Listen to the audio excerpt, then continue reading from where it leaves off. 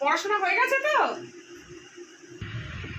না মা, আমি ওই যন্ত্রটার মধ্যে আমার প্রিয় খাবার মানে পিজার একটা অফার দিচ্ছে, সেটাই দেখছি।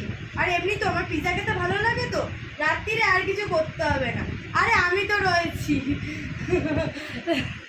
হ্যাঁ, সারাক্ষণ পিজা পিজা করলেই হবে?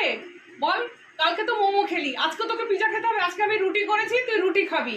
রুটি আলু ভাজা করেছি, সেটাই খাবি। আজকে পিজা চলবে না রে। আরে না, এতক্ষণে তো সব কাজ হয়ে গেছে। মানে এতক্ষণে সব কাজ হয়ে গেছে বলতে মানে আমি বুকও করে দিয়েছি সেটা। তুই অর্ডার করে দিয়েছিস মানে?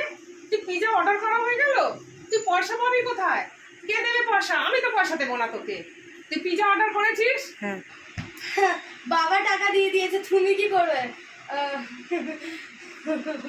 এই তোর বাবা কোথায় রে? তুই যে বললি বাবা পয়সা দিয়েছে, বাবা কোথায়? বাবা আজকে বাড়ি আসুক হচ্ছে, আমাকে না জিজ্ঞেস করে তোকে পিজার পয়সা দিয়েছে? আসুক বাবা আজকে।